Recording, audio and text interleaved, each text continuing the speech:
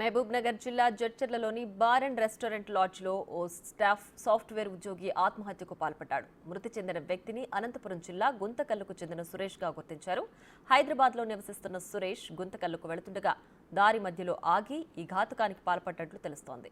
Room తీసుకున్న మరుసటి రోజు వరకు కూడా తన రూమ్ డోర్ ఓపెన్ చేయకపోవడం, అంతేకాకుండా సురేష్ తన కుటుంబ సభ్యులకు తాను మనస్తాపంతో చనిపోతున్నానంటూ వాట్సాప్ మెసేజ్, లొకేషన్లను షేర్ చేయడంతో ఈ విషాద ఘటన బయటపడింది.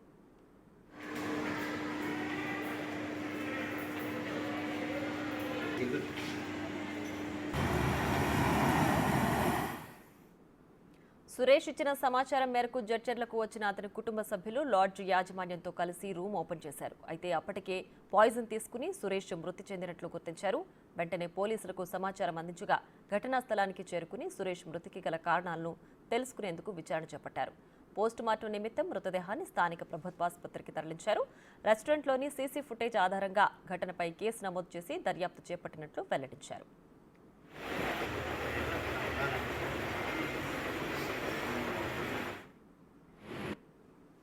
సురేష్ అనే వ్యక్తి హైదరాబాద్ నుంచి గుంతకల్ వెళ్తున్నాడు.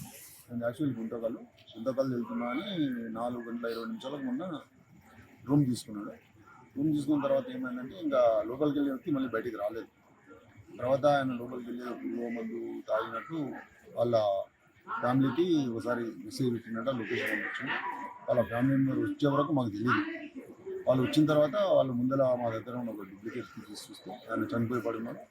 తర్వాత ఎవరు లోపలికి వెళ్ళలేదు. మేము కూడా లోకల్ పోలీసు వాళ్ళకి ఇన్ఫార్మ్ చేస్తే లోకల్ పోలీసు వాళ్ళు వచ్చి డూప్లికేట్ కీ ద్వారా వాళ్ళకి తీసి వాళ్ళ ఫ్యామిలీ మెంబర్స్ ముందర అతను తీసుకెళ్ళడం జరిగింది.